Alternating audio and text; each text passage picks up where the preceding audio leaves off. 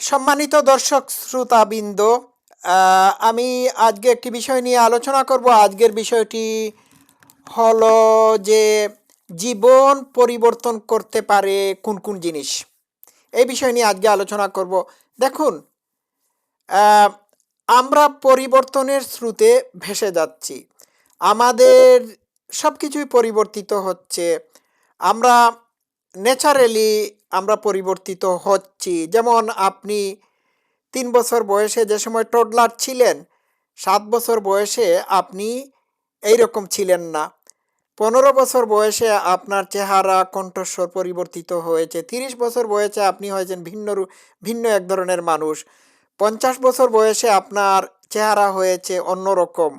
হুম আপনার শৈশবকালের ছবি আর 50 বছরের ছবি ডিফারেন্ট। ঠিক আছে?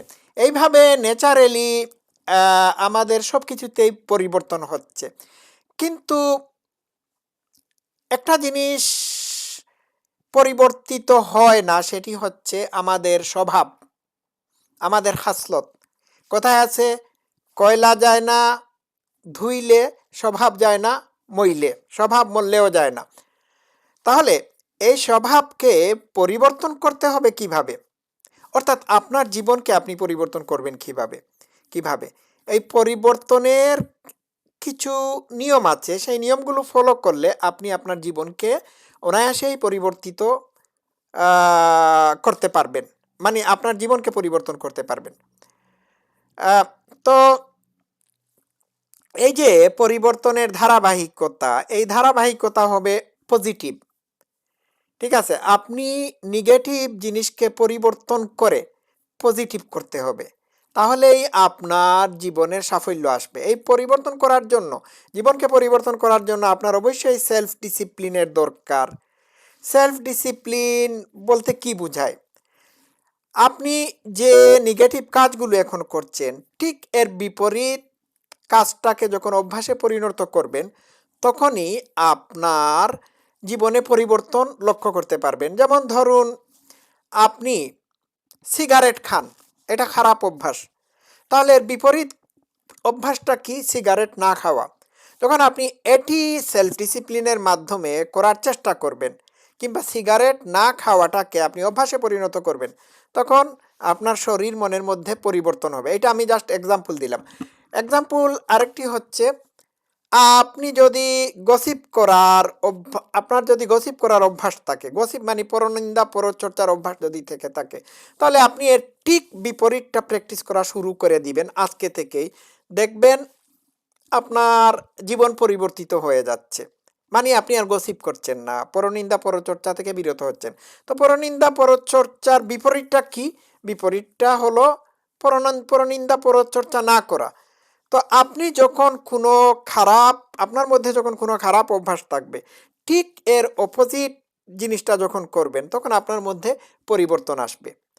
আপনি যদি ধরুন আপনি ফাস্ট ফুড খান, ফাস্ট ফুড খাওয়ার কারণে আপনি অনেক বেশি মোটা হয়ে যাচ্ছেন, তাহলে আপনি খাবেন না।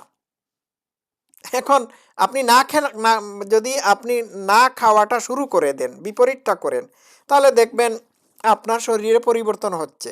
আপনার এই ফাস্ট ফুড খাওয়ার কারণে আপনার মধ্যে যে সাইড এফেক্টগুলো এসেছিল, ওইগুলো আস্তে আস্তে সরে যাচ্ছে। তাহলে পরিবর্তন হচ্ছে না?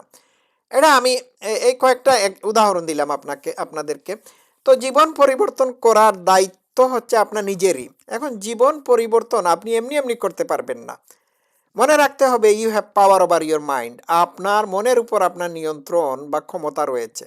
এখন এই ক্ষমতা প্রয়োগ করার জন্য আপনার সেলফ ডিসিপ্লিনের দরকার, আত্মনিয়ন্ত্রণের দরকার রয়েছে। আপনি যখন আত্মসচেতন হবেন, আপনার জীবনের সব কিছু আপনার সম্পর্কে যখন আপনি ওয়েল অ্যাওয়ার অফ থাকবেন, মানে আপনার সম্পর্কে আপনার ত্রুটি বিচ্যুতি অভ্যাস, ভালো মন্দ, দুর্বলতা, সবলতা, এইগুলো সম্পর্কে যখন আপনি পূর্ণ ধারণা রাখবেন, তখন আপনি পরিবর্তন করতে পারবেন। আপনি পরিবর্তন করার জন্য হাত দিতে পারবেন, কারণ আপনি জানেন।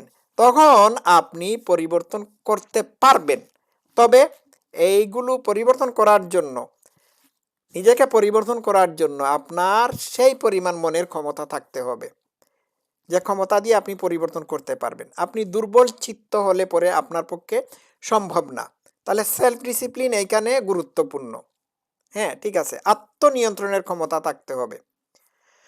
তো এই বিষয়গুলো আমি লামসাম বললাম। এখন জীবন পরিবর্তন করতে পারে যেসব জিনিস, সেই সহজ জিনিসগুলো আপনাদের সামনে আমি এখন তুলে ধরব। আপনার জীবন যে সমস্ত মানুষ পরিবর্তন করতে পারে, আপনি কেবলমাত্র তাদের বন্ধু হবেন, তাদের সাথে উঠা বসা চলাফেরা করবেন। যারা আপনার জীবন পরিবর্তনের জন্য আপনাকে উৎসাহিত করবে, তাদের সাথে আপনি বন্ধুত্ব রাখবেন।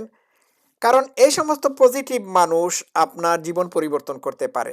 আপনি যখন আছাড় খেয়ে পড়ে যাবেন, তখন আরেকজন মানুষ যখন আপনার হাত ধরে আপনাকে দাঁড়াতে সাহায্য করবে, সেই আপনার জীবন পরিবর্তন করবে।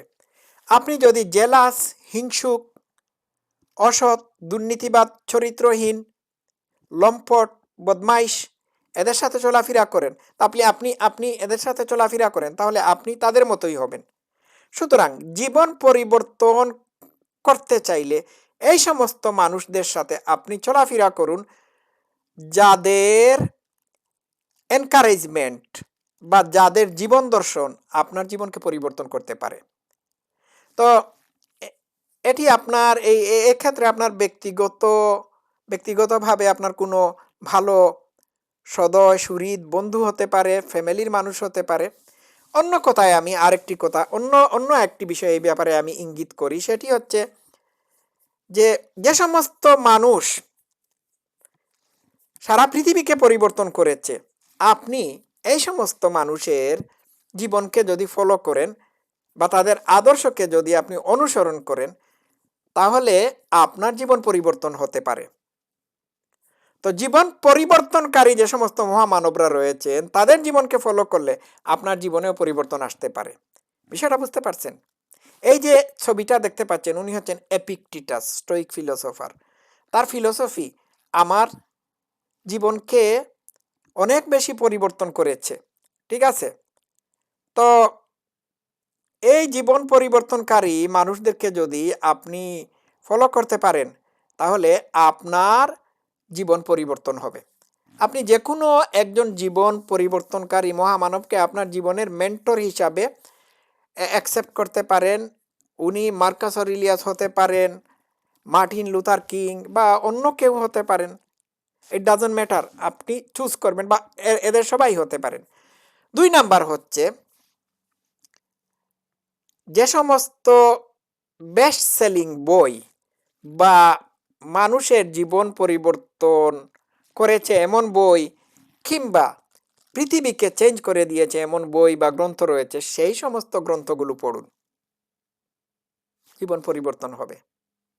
নাম্বার 3, যে সমস্ত গ্রন্থ আপনার জীবনকে বিষিয়ে তুলবে, সেই সমস্ত গ্রন্থগুলোকে আপনি ডাস্টবিনে ফেলে দেবেন।